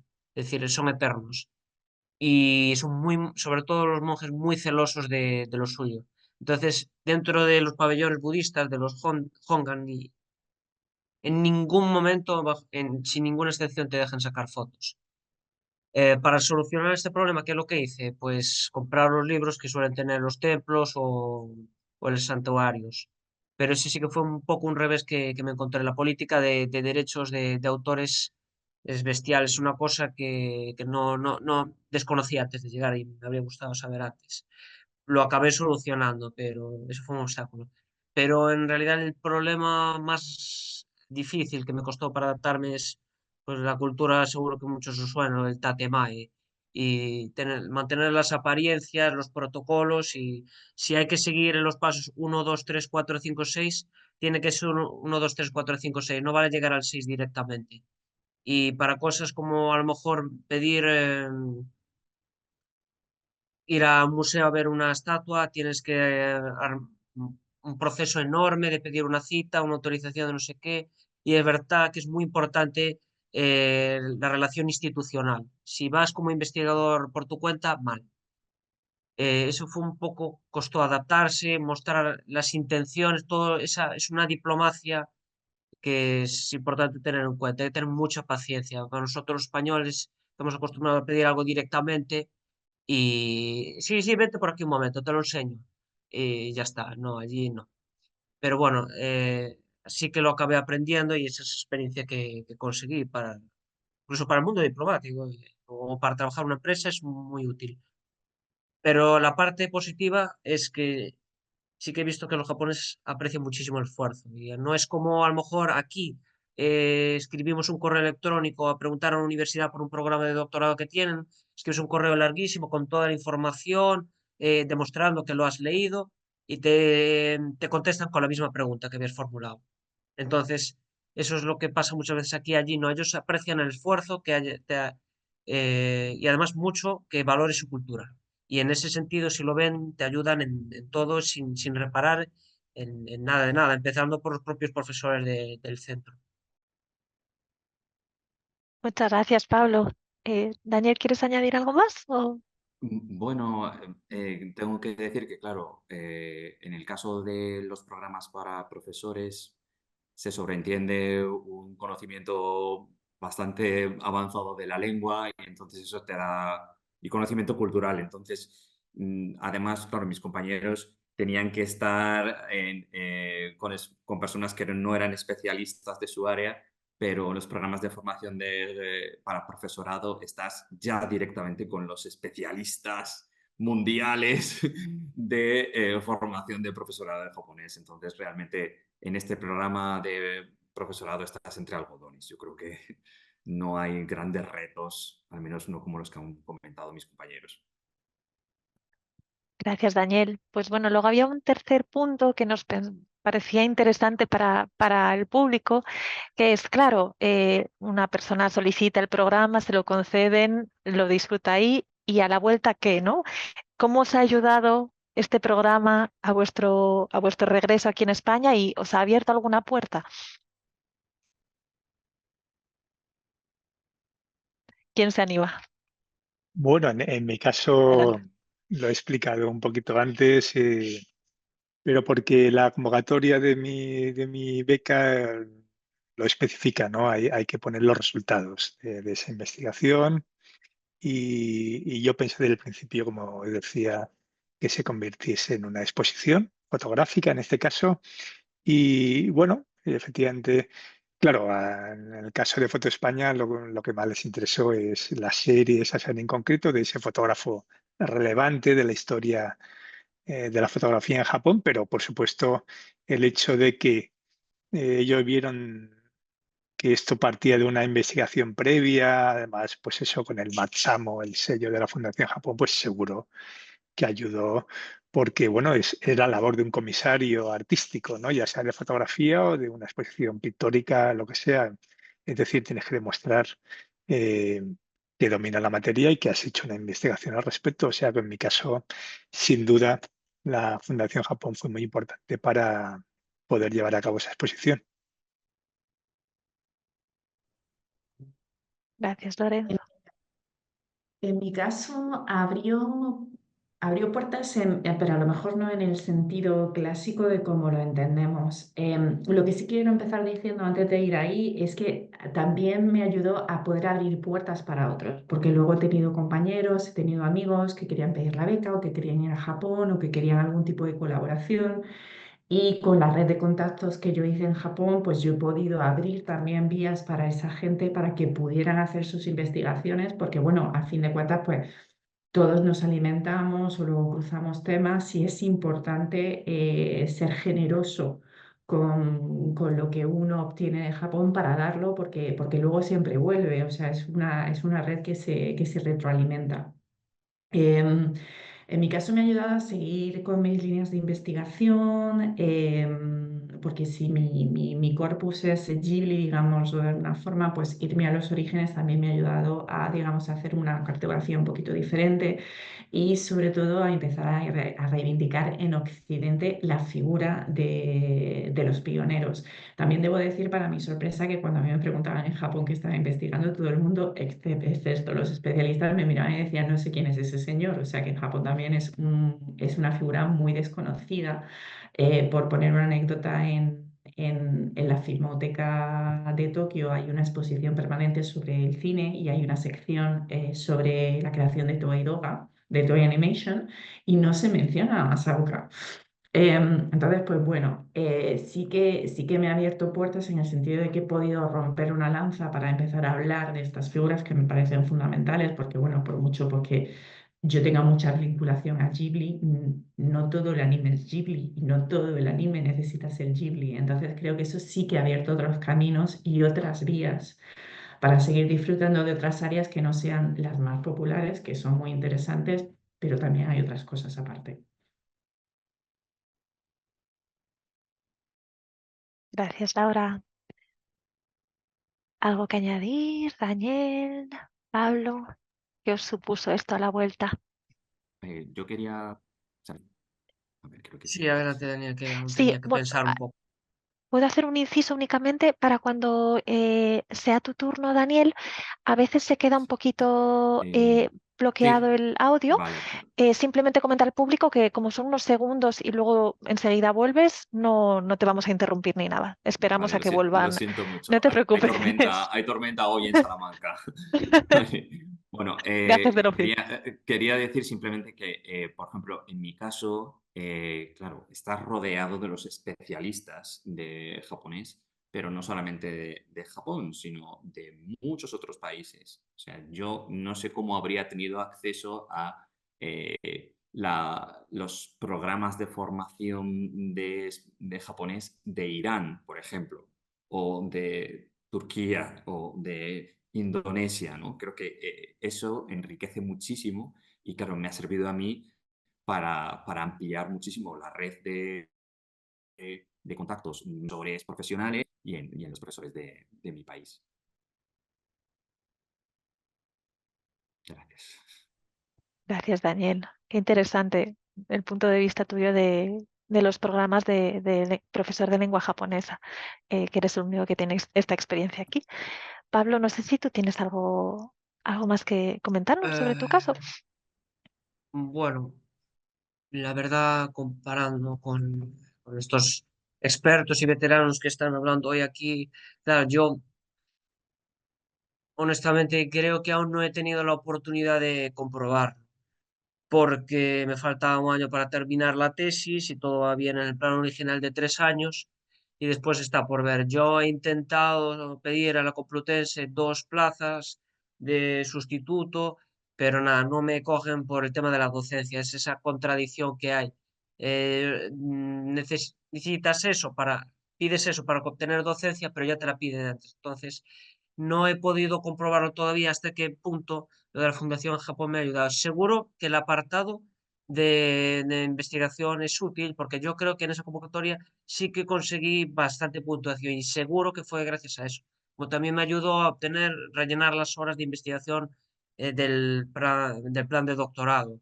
Entonces, eso sí que fue importante. Después, cuando acabe la tesis, está por ver.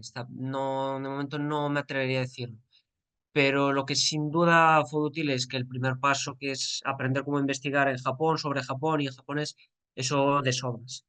Por supuesto, no sé leer Kanbun, ni me voy a leer a Nasume Soseki, eh, pero sí que ayudó mucho y saber manejar las fuentes y todos los recursos, cómo funciona la cultura, haber demostrado que estuve allí, conocer a algunos investigadores, pues eso sí que es un gran primer paso. Muchas Eh, gracias. Adelante. solo un detalle, Cristina. No, siguiendo lo de Pablo. Bueno, ya sabes que yo estoy un poco más arriba en la cosa universitaria, pues soy mayor que tú, lógicamente. Entonces, yo te diría que seguro que te va a servir para la carrera universitaria, porque ya sabes que para conseguir cualquiera de las figuras que vas a tener que ir cumpliendo, pues empezarás como ayudante, luego ayudante doctor, etc., etc. Una de las claves que siempre piden es estancias de investigación en el extranjero. Con lo cual, bueno, y en este caso, pues de nuevo con una organización muy importante a nivel mundial, ya sabéis, como Instituto Cervantes en España, con lo cual te confirmo que seguro que te va a servir en ese sentido, ¿no? De conseguir figuras, acreditaciones para ser profesor en el futuro, ¿vale? Pues muchas gracias. Gracias, Lorenzo. Qué bien también la mezcla de perfiles y de momentos vitales, ¿no? Bueno, pues con esto, en principio, hemos acabado con esos 3 puntos que nos gustaba, que queríamos, perdón, y profundizar un poquito con ellos. Si os parece bien, os dejo beber agua y pasaríamos ahora a un turno de preguntas y respuestas. Vamos a ello, pues. Bien, la primera pregunta que quería mencionar, bueno, en realidad es una pregunta muy breve a Pablo Cadaya, que le hacía María Carmen Barrio de Alarcón. Preguntaba cuánto duró tu beca, si sigues haciendo el doctorado, y esta persona está interesada porque está ya misma haciendo historia del arte japonés, doctorado en historia del arte japonés, y le gustaría solicitar esta beca. Adelante, Pablo. Eh, a ver, el programa era de 5 meses. Coincidía desde, los exactos, creo que el 5 de julio al 26 de noviembre.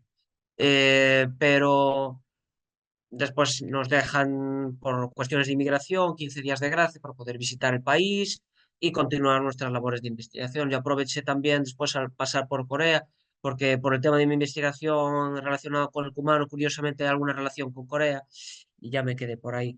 Pero sí, son 5 meses, deberían llegar de sobra y si no, pues efectivamente hay esos 15 días de margen para realizar otras actividades. Yo también aproveché a visitar otra vez Tokio y a hablar con una profesora la Universidad de Kokugakuin, algunas cuestiones y fue muy útil.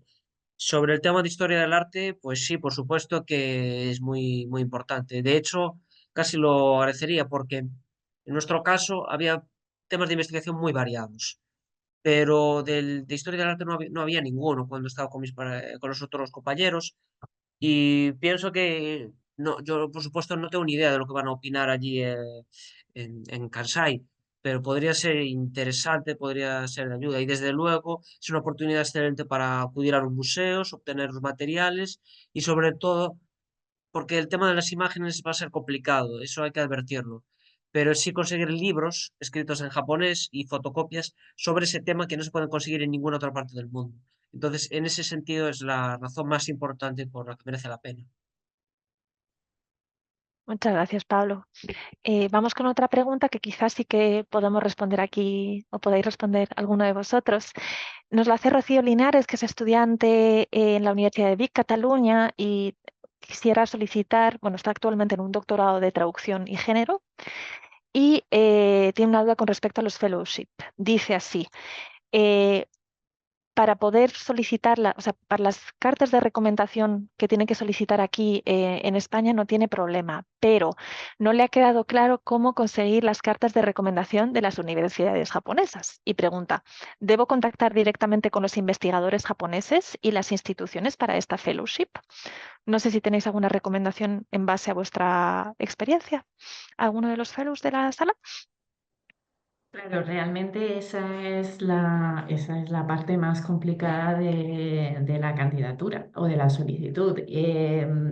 Yo puedo decir lo que hice en mi caso, que básicamente es escribir a la institución en sí misma, es escribir a un vacío y probablemente no te lleve a ninguna parte, a no ser que te encuentres pues con una persona administrativa que se apiade de ti y redirija el correo, pero es muy complicado. Lo suyo es que hagas una lista de los especialistas en Japón que te interesan, busques sus correos, que normalmente si están afiliados a una universidad van a ser públicos, y escribas cartas a esa gente, y esa gente va a ser la que o te dé la carta o haga su parte en Japón para permitirte la afiliación a esa institución. Y por eso hay que empezar a hacerlo cuanto antes mejor. Sí, eso es así, ¿vale?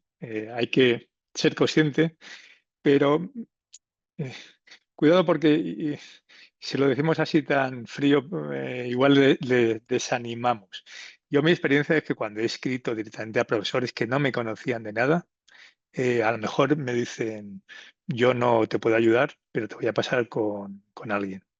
Es decir, que suelen contestar, al menos en el ámbito universitario. Otra cosa ya son museos, fundaciones, entidades privadas, porque ya sabéis que además el ritmo laboral en Japón es mucho más duro que aquí, con lo cual yo creo que es que a veces literalmente no tienen tiempo ni para contestar estas cosas.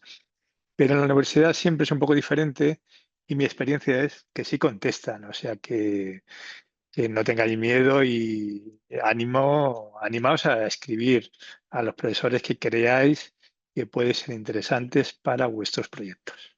¿Vale? Muchas gracias, Lorenzo. Laura nos contesta, de hecho, Rocío diciendo que muchas gracias y que es que lleva un mes enviando correos y de momento no ha tenido mucha suerte. Así que te animamos, Rocío, a que sigas en el camino. Aprovecho para mencionar un comentario que nos ha hecho Nobu Ignacio López Saco, que es una aportación más que una pregunta, pero creo que viene bien al caso. Dice, es muy interesante todo lo que estáis comentando. Él disfrutó de la beca de formación de profesorado de japonés en 2018 y nos da el siguiente consejo para el público. Para todos los que disfruten de una estancia ahí, es un buen consejo es mostrar un respeto extremo por la manera, the way, de hacer las cosas en Japón, aunque a veces nos choque. Todo está extremadamente medido y programado y es importantísimo cumplir con las expectativas de los organizadores del programa. Creo que esto va al hilo de lo que habéis estado comentando esta tarde, ¿verdad? Sí, yo voy a volver a lo que ha preguntado Rocío, porque hay una tercera vía que no la hemos comentado y es que hay muchas veces que por lo que dice Lorenzo, no es por mala fe, es por una cuestión de que no tienen tiempo o de que el correo se traspapela o por muchos motivos que son ajenos a que esa persona te quiera ignorar. y es que alguien te presente a ese profesor. Entonces, una tercera vía es buscar especialistas o gente que trabaje sobre esos temas en España, en Europa, en Norteamérica, y ver si esa persona puede hacer de enlace con la institución con la institución a la que quieres ir. Yo, por ejemplo, fue así como recomendé a una amiga que consiguió una beca, porque ella no conseguía el contacto. Entonces, pues bueno, sí que es verdad que la inmediatez y directamente a la persona es importante, pero sí que es verdad que cuando uno está desbordado, pues va a hacer más caso a gente que conozca que a un correo de un desconocido. Entonces, es laborioso, pero sí que puede abrir alguna puerta a ese sistema. Muchas gracias, Laura. Y Em, ese es un buen, perdona, sí, a ver, por claro, eso supuesto, para eso se me estamos. había olvidado, es un buen apunte. Hay muchos foros, ya sabéis, a nivel mundial. Os recomiendo que busquéis, poner en Google HNet y ahí os va a salir, es un megaforo con varios temas y tiene uno que tiene que ver con Japón en general, cultura, artes visuales. Yo, por ejemplo, aunque no pertenece a esto de HNet, estoy en uno que se llama Kine Japan. Cualquiera que sepa de cine japonés lo conoce. Hay especialistas en cine de todo el mundo.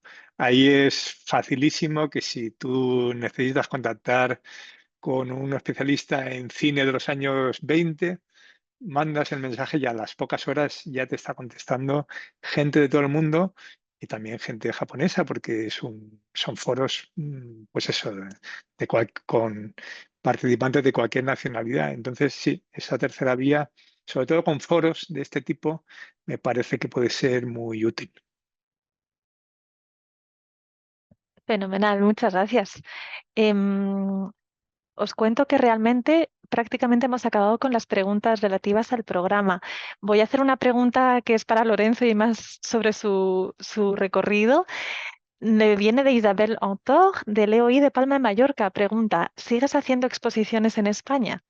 No sé si es que querrá llevar una exposición a Palma, pero ahí lo dejo ya que estamos aquí. Bueno, mi idea es que sí. De hecho, esta de Fucase, como decía antes, está ahora en Santander y estamos viendo a ver si hay alguna posibilidad de llevarlo a Salamanca, que ya sabéis que allí también hay mucho interés por la cultura japonesa. Y bueno, en el futuro seguro que volveré a traerme alguna joya, ¿no?, de la fotografía japonesa, lo intentaré. Espero que sea a través de alguna beca de la fundación. Y aparte, bueno, sí estoy.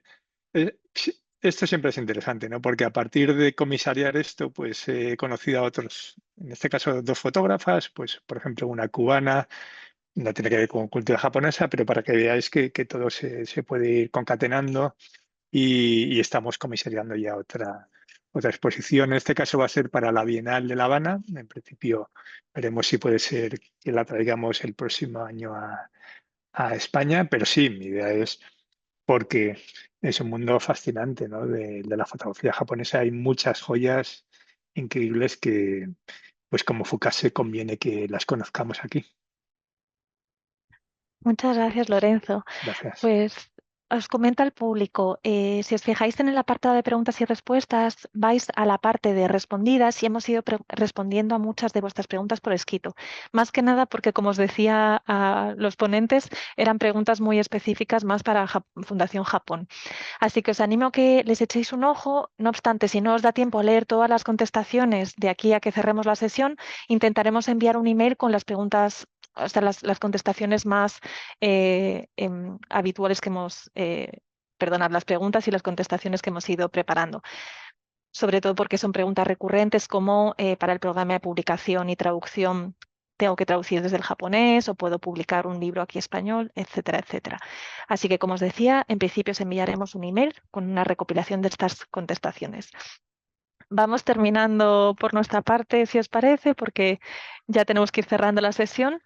Muchas gracias por vuestra participación.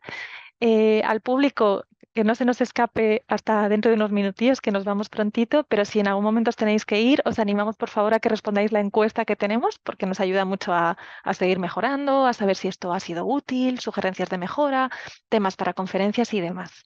Antes de daros la palabra a vosotros, nuestra subdirectora Emi Shiota quería retomar la palabra brevemente, así que le voy a dar paso. Adelante, Emi-san. Muchas gracias, Cristina. Hola de nuevo a todos. Pues, en representación de la Fundación Japón quisiera dar unas pequeñas palabras.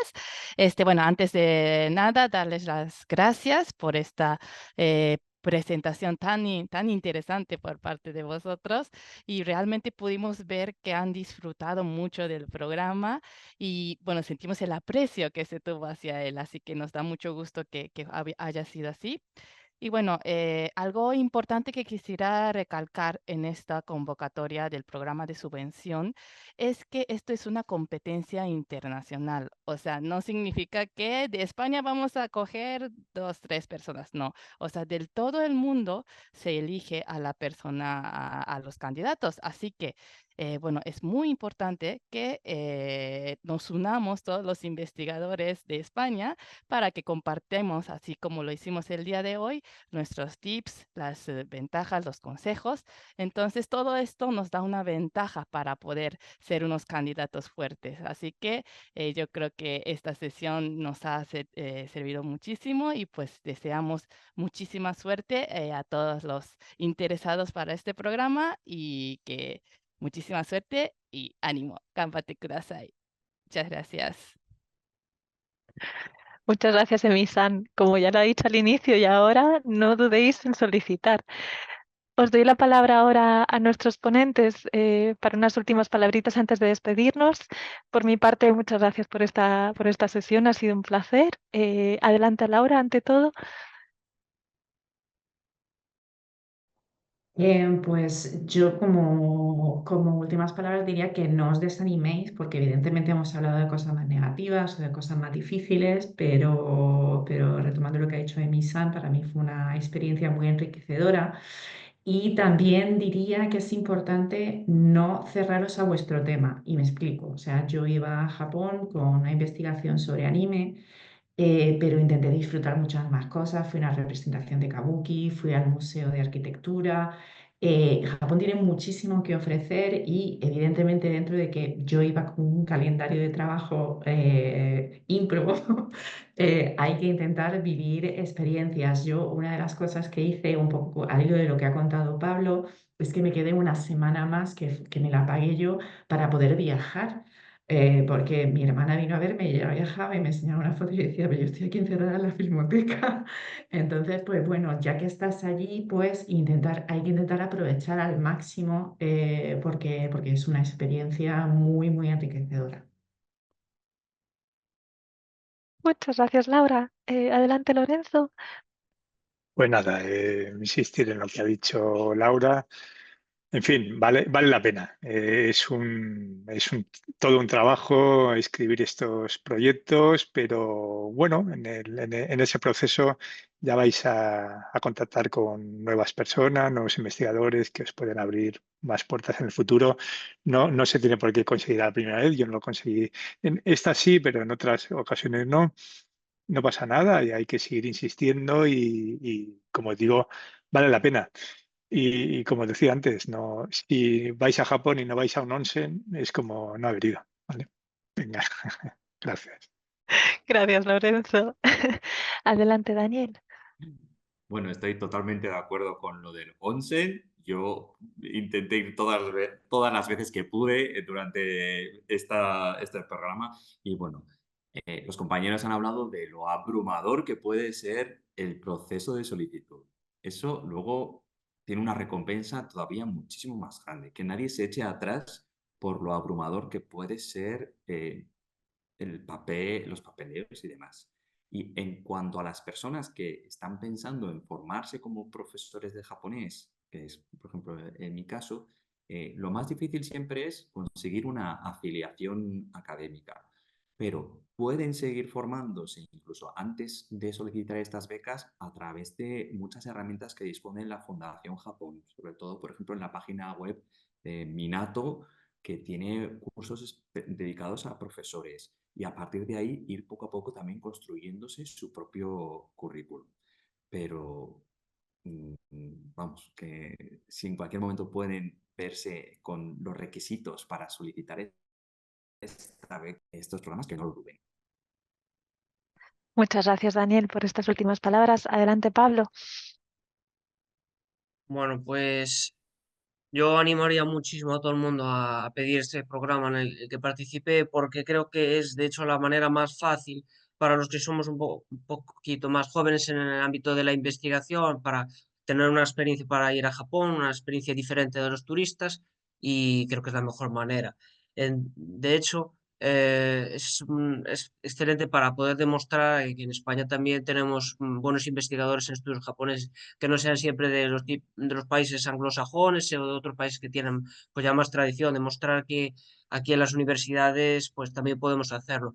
Había allí un mapa en el instituto de todo el mundo que ponía pegatinas a todos los participantes y por desgracia había muy pocas del mapa de España. Me gustaría que se llenara más ese mapa, así que os animo mucho a pedirlo y con el consejo de que leáis bien todo, demostrar que lo sabéis, que habéis leído el programa, algo muy concreto y con todo el detalle posible. Y de esa manera seguro que os van a admitir. Mucho ánimo a todos. Muchas gracias, Pablo. Muchísimas gracias de nuevo a los cuatro por habernos acompañado en este ratito. Esperamos que el público lo hayáis disfrutado. Desde luego, la idea de la sesión era pues, ayudaros en el proceso de presentación, ¿no? En idearlo y imaginaros. Creo que nos ha ayudado mucho vuestro testimonio, así que espero que lo hayáis disfrutado tanto como nosotros. De nuevo, gracias a los cuatro y al público. Esperamos recibir vuestras solicitudes muy pronto. Un saludo y hasta pronto. Gracias, hasta pronto. Gracias, hasta pronto y suerte.